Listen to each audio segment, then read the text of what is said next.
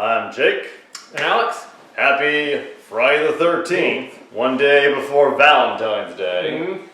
This could be a good opportunity to watch the My Bloody Valentine review, but we gotta get through. We've gone this far through the Cinema Snob's Friday the 13th saga, so one more film in the original series. Yeah, covered a lot of ground. Last one was Jason X, where Jason went into outer space. Why not? And this one has him back in, at the time, modern day, so I guess this is technically a prequel now. Mm-hmm. But it's the film that combined two of the most iconic horror franchises of the 80s, Nightmare on Elm Street and Friday the 13th, 2003's Freddy vs. Jason. There's huge build-up for this film. Much anticipated. I missed it because I was 8 when this came out, but I did see this eventually when I was like late teens, early 20s, and I gotta say, as someone who was a huge fan of both franchises, I think it was a pretty decent collaboration. Yeah. And not a bad rap to the series, which, be honest, was kind of on its, both were kind of... On both sides, yeah. Yeah, approaching the end, and Robert Englund starting to get a little long in the tooth. Yeah. Well, it happens to us all. But this is the Cinema Snob's 2018 review of Freddy vs. Jason, and he still kept going after this. There was the Friday the 13th remake, the Bollywood Friday the 13th, which we'll get to when we get to. For now, it's time to see Jason enter Elm Street. Ooh. It's been years in the making, but the crossover event of the century is finally here. No. Kung Tai Ted. An old character he used to do. I'm talking about that. I'm talking about the Freddy poster versus the Jason shirt. One keeps you warm. I love that shirt. Looks fantastic on the wall. Each stands a chance at victory, especially after 10 Friday the 13th films and 7 A Nightmare on Elm Street movies. Wait, is that why I watched all those Elm Street films a couple months ago? I thought I was stuck in a time loop. Freddy vs. Jason is a movie that had been in development hell since 1987. But Paramount and New Line Cinema couldn't agree on a story, and even when New Line got the rights to both Freddy and Jason, the movie still stayed in development for so long that despite the ending of Jason Goes to Hell setting up for Freddy vs. Jason, technology was created to send Jason into space. That's how long it took for this movie to get off the ground. We all now live on Earth 2. Although that basically makes Freddy vs. Jason take place between the events of Jason Goes to Hell and Jason X, so because of that, we know he won't die at the end of this, since he's already alive at the beginning of Jason X. But in 2003, Freddy vs. Jason was finally unleashed upon the world. Dozens of spec scripts were written for this film. Original creator. Years, and this was one of them. Let's take a look at the trailer that got people pumped. Freddy vs. Jason. Place your bets. I bet $100 that line isn't in the movie. The movie didn't come without controversy as director Ronnie Yu of Bride of Chucky decided to replace Jason actor Kane Hodder with Ken Kersinger, so it's less Freddy vs. Jason and more Freddy vs. the chef from Jason Takes Manhattan. Same actor. Other actors have played Jason in the past. Kane Hodder had played him in the previous 4 films, becoming so synonymous with the character that his name would appear in those movies' opening credits. Reason for the recasting? Director Ronnie Yu wanted someone taller, making everyone else want a different director. Freddy and Jason isn't the only meshing in this film.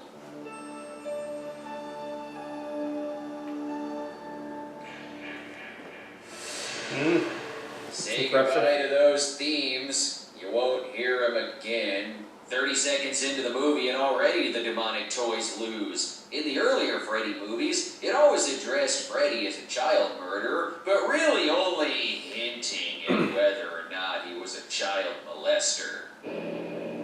Which was Wes Craven's original intent. Yeah. In this film, though? Oh no, he did that shit. Plus, he's a filthy smoker. Hey. In this flashback of Freddy getting killed, I don't see John Saxon anywhere in this group. Justice for Saxon. And I already know who Freddy is. But after they killed me, Yeah. I became something much, much worse. And with expensive contact lenses. Well, why explain the previous films when we could just show them? And that's when the fun really began. Too scared to show what you did to Grady, huh, asshole? And here's clips from some of the other Friday the 13ths. The gist is that Freddy, while in hell, is frustrated because the people of Springwood have forgotten about him. Which is a serious problem. How in the hell do you forget someone who killed so many kids that at one point it rendered the town completely childless and caused Roseanne to go insane? So And Tom he meets Arnold. up with Jason, who is also in Match hell made in due to heaven. his porn habit, and he brings Jason back to Earth to put fear into the Springwood kids again and to stop nudity from happening. Plus, the movie introduces us to Jacket Jason. That's where somewhere between Jason Goes to Hell and this film, Jason spotted a jacket on the ground and thought to himself, guess it is a little chilly. Jacket Jason can be frustrating to Jason fans since it took over so many toy and shirt designs. Not a bad that look. made it look like you were specifically either a fan of this movie or the Friday remake. No, I want my Brooker shirt, damn it! Oh, right, he's still in hell. Not meeting a boy at the lake. I deserve to be punished. We all deserve to be punished. Jeez. And hell has some shitty special effects. Freddy must be a huge fan of Friday too, since he communicates with Jason through his mom, who is most certainly not Betsy Palmer in this. She wouldn't come That's back. really all the setup you need. 2000s. Freddy and Jason fight over their taste in heavy metal. So Freddy has the power to send Jason back up to Earth to kill partying teens. That's new. Marry, fuck, or kill. Your choices are the Three Stooges. Go. Stupid girl slumber parties always talking about the Three Stooges. Some costume party. I see a PJ Souls from Carrie, a Brittany Murphy, and a Kelly Rowland. Oh wait, that is Kelly Yeah. Rowland. Here come the douchebags. Oh, Trey, you answered my prayers. Thank you. Whoa, babe. Tell you about Kiss Me After You Smoked, huh? You taste like a child murderer. Laura is upset because she misses her old flame Will. But there's plenty of Prince Charmings here. Hey, Lauren. I like the flow of your place. Got good feng shui. I'll have you know that Feng Shui was my favorite Peter Sellers character. This party needs a killer. Hell no. But yes, he does. Babe, make me ask you twice, okay? Yeah, no way this character's gonna survive as if Eli Yeah. Roth is directing it. Lori has even more WBCW drama. You know what? You don't like anybody. I mean, Laura, you've barely gone out since what? Since my mom died? Now she has to live with her Uncle Cognac. No worse than the creeps in this house. Babe, you know I don't like to be touched that way, okay? Your back door was open. Freddy and Jason aren't the main threats of this film.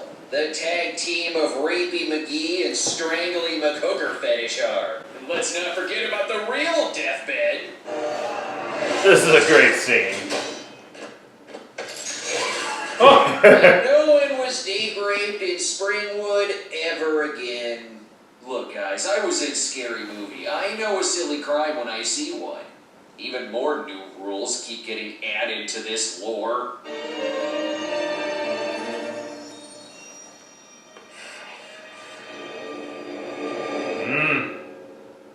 New rule, just close your eyes right asleep. What the fuck is the little girl doing here? Shouldn't she be playing in front of an abandoned house? Well, I'm not gonna play hide and seek if you're gonna cheat. But the Elm Street house has a cemetery in front of it now. Wrong horror movie. Shit. Good film you reviewed.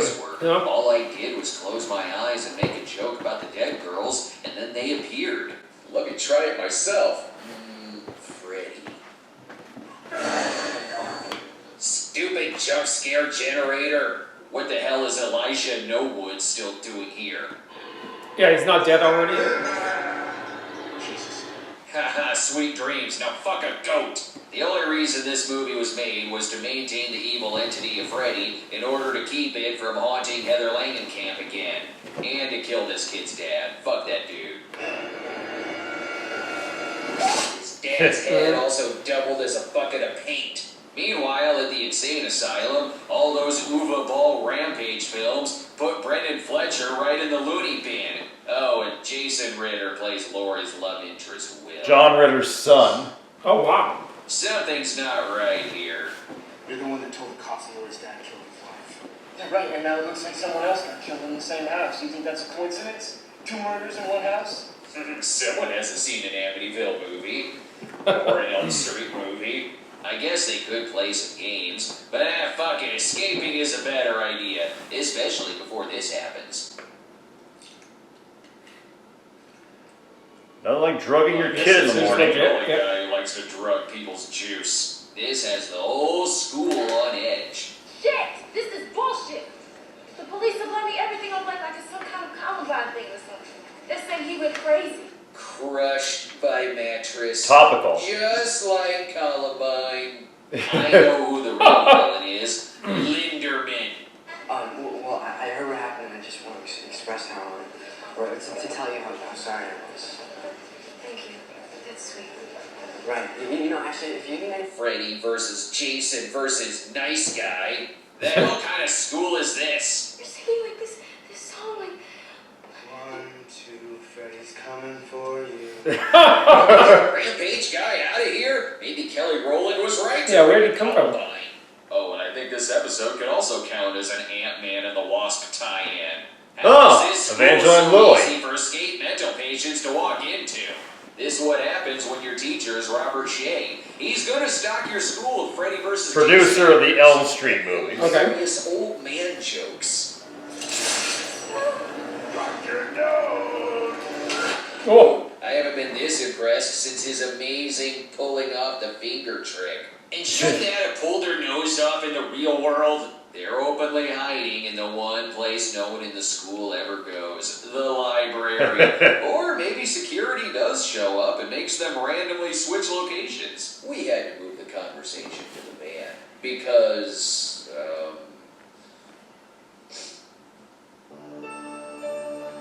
Win, Dad, win. I can't remember what that's a reference to. Great, you invite any actor from an Uva Ball film, and suddenly the location again switches to the House of the Dead. I'm doing a lot Very of 2000s. Yeah. Mentioning Eli Roth earlier summoned Chris Marquette. He played Eli Roth in The Girl Next Door. Yeah, drink my piss, Linderman. You know, Keith, I used to think you hated me because you thought I wasn't good enough for Laura. But that's not it. See, you tear me down to make yourself feel better. No, she hates you for Race to Witch Melt. She's okay with fanboys. Stupid Fanboys is Linderman awesome. trying to out creepy a child murderer.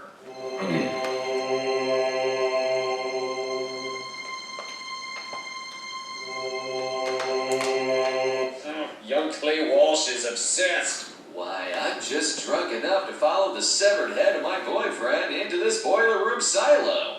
Apparently, killing Rapey McGee didn't keep the town safe. I didn't count on the fact that this entire town is made up of offspring from I Spit on Your Grave. I'm on Team Oh. Jason now. He stopped a rapist. But she's not better. She's mine! Mine! And that's how the fight gets started. A dick measuring contest. If the dicks were body counts. You weren't invited. Jason's dick is getting way bigger. You've all been drinking non-alcoholic beer this whole time. This party had to liven up with a fiery serial That's awesome. Who cares about some fucking dream guy, okay? It's like the one the hockey mask was real. Dude, that goalie was pissed about something. Thanks, Freddy versus Jason Mewes. No wonder they forgot Freddy. Kinda looks They keep like getting him. Distracted by drama. The reason I was sent to Weston is because I saw your dad kill your mom. I saw him kill her. I realize that both Jason Ritter and Chris Marquette are both from Joan of Arcadia, but what's with all the drama in this? And I fucking knew all Uva Ball actors were related. Brendan Fletcher's brother in this is played by Zach Ward of Coastal. Ooh, different lens. He was also the bully in A Christmas Story. Like Friday the 13th Yep. Reasons Why. Oh, that's why. Everyone forgot. That's why they weren't afraid anymore. That's why I needed Jason to kill for me to get them to remember. Oh, who could forget a name like Scud Farkas? Yep. Freddy should honestly know better. He knows what fire can do to a person.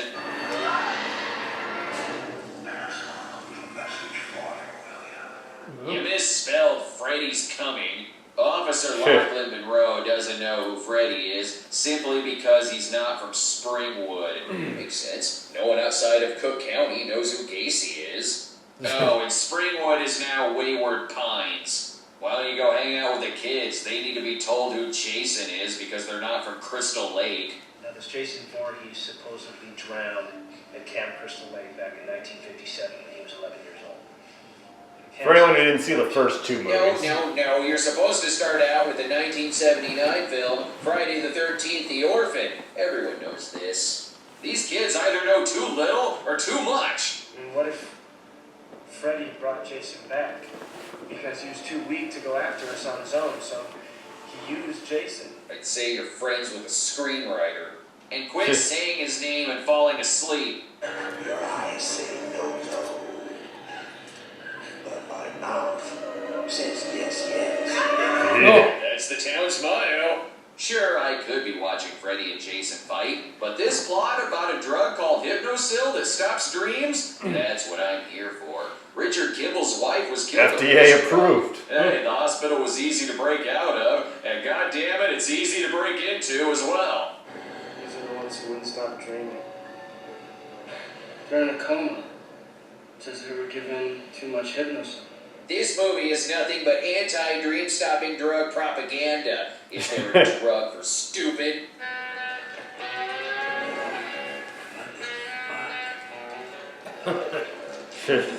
Fuck off, 2003. Ugh, That's a bad effect. 2003 isn't gonna fuck off, is it?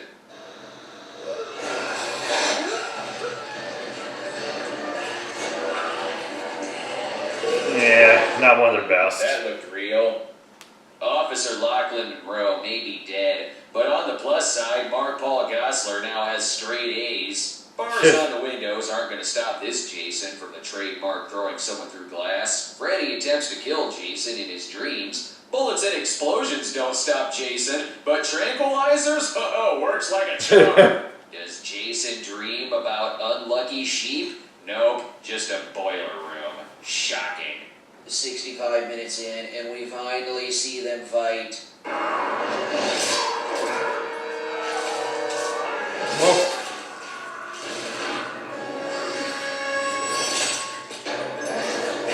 Someone needs to place them both under arrest and put them in prison.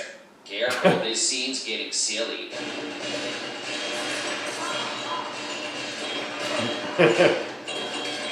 Silly but fun. If I want to play Jason pinball, I'll go hang out at the bowling alley, thank you very much. Oh. Why stop making up shit now? Let's make adult Jason afraid of water. So you are afraid of something after all, huh? Yeah, he's really terrified of water.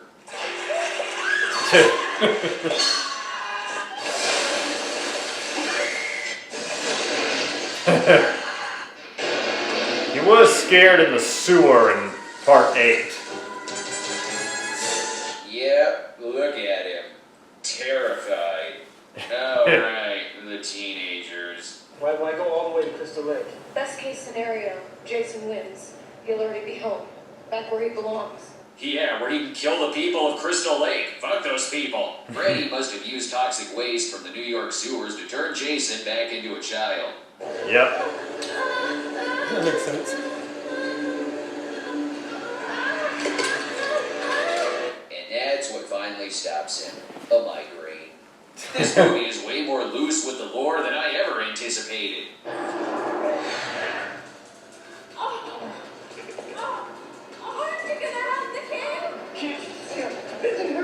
All that fucking and no one even noticed that Angela was a boy? Sorry folks, naming your character Lori isn't gonna summon Michael Myers to help you. Just more Freddy and Jason. Unfortunately, they need Jason alive so that he can kill Freddy, which means mouth to mouth. I told you, if you get Jason laid, it will solve all your problems. Where's the cum shot?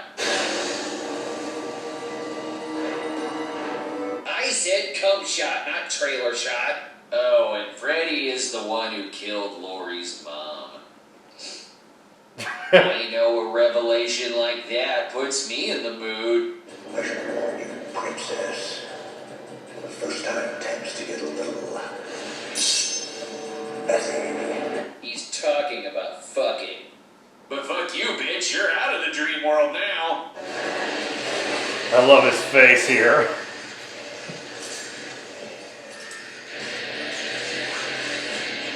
Shit, and you also brought Rock Lore, the god of metal, out of the dream. That was nice of him to save Freddy from that fire. Wouldn't want him to get more burned. But oh no, Linderman's hurt. Not Linderman. On the plus side, before he died, he got to sneak into George Lucas's house to see episode 1. Being a killer is one thing, but Freddy is just rude. How sweet. Dark meat. That joke's not gonna go over well on Twitter. Tell me something. What kind of faggot runs around in a Christmas sweater? And neither's that. Now Twitter has no one to root for in this film. Best to kill her off. Bye-bye. No, Jason caused her to lose her breath. This scene would be really lame if it weren't taking place at Action Point. With their own stupidity, if they were just flying solo in this movie, I still think they'd manage to find a way to kill themselves. Just make up a reason to kill Freddy. It worked in the other movies. And as far as Jason goes, if you really wanted to possess him, you should have just eaten his heart. Although Freddy does use his glove a lot more in this one, so that's nice. Another positive, with the strict MPAA rules in the late 80s, it's probably best this wasn't made in 1987, because stuff like this would have been toned way the fuck down. Will we find out who the true winner is? Or will they stop fighting because they realize their mom's name is Batman v Superman reference?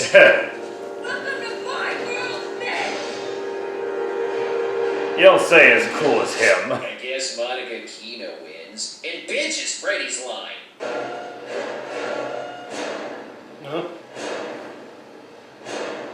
Oh, so I guess Jason wins.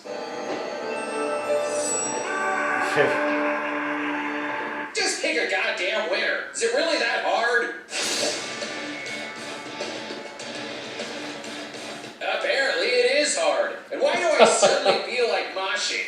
While it feels like this probably wasn't the best Freddy vs. Jason script to come along in 30 years, the movie is almost bittersweet in that it's not only the final film in the original continuity of both franchises, before they were both later rebooted, but it was also Robert Englund's final appearance as Freddy Krueger. The movie is also one of the only films in the franchises to have a big budget, which paid off as it became the highest grossing movie of the Friday the 13th series and the second highest of the Elm Street series. Though even with the big budget, this will always look a lot better than this. Agreed. This was 16 years earlier. But hey, if you just want to see Freddy and Jason fight, well, it's here.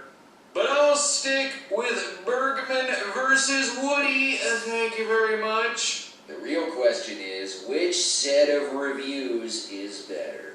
There's the Elm Street reviews. Nothing good comes from a room with chains hanging in it. The safety word is bitch. And the Friday the 13th reviews. Jail.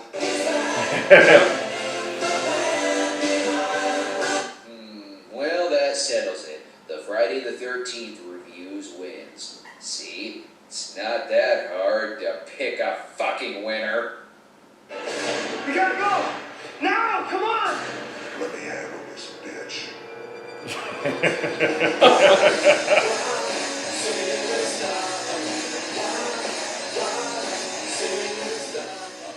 I think he might have his animated bumper at the end.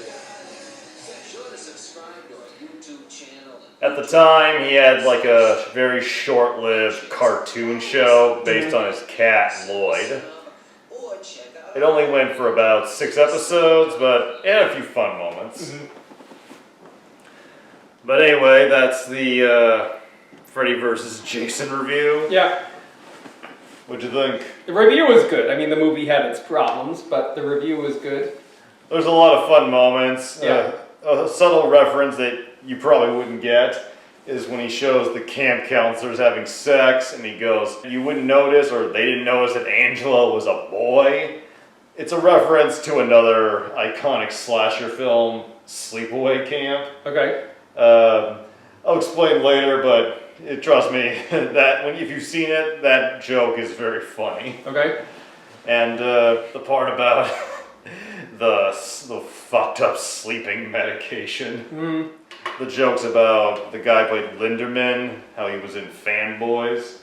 I've seen Fanboys. I love it a lot.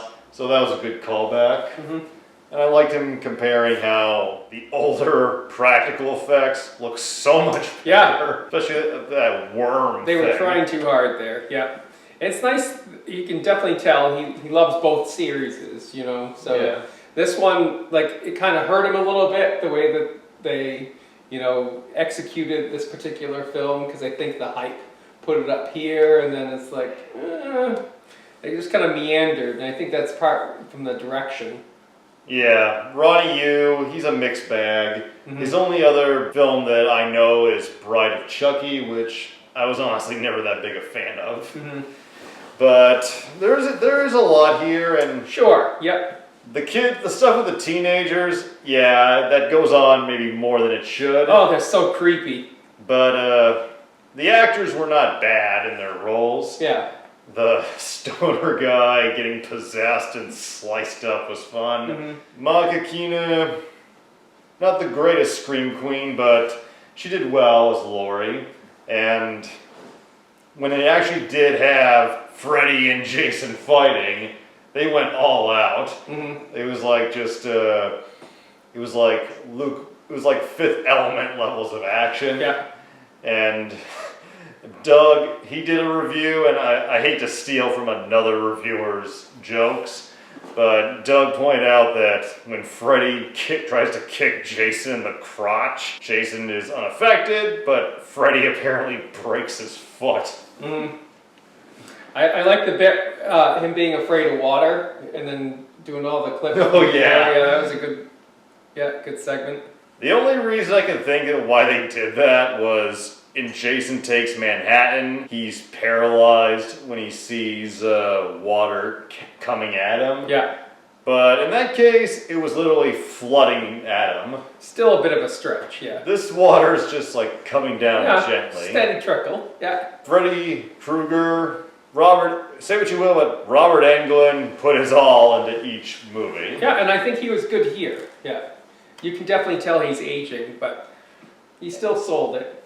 And I don't know if it was after this review, but he actually did come back, not for a movie, but he appeared on, I think it was that show, The Goldbergs. He guest starred on a Halloween episode, reprising his character, Freddy. Okay. So he was like, okay, one more time.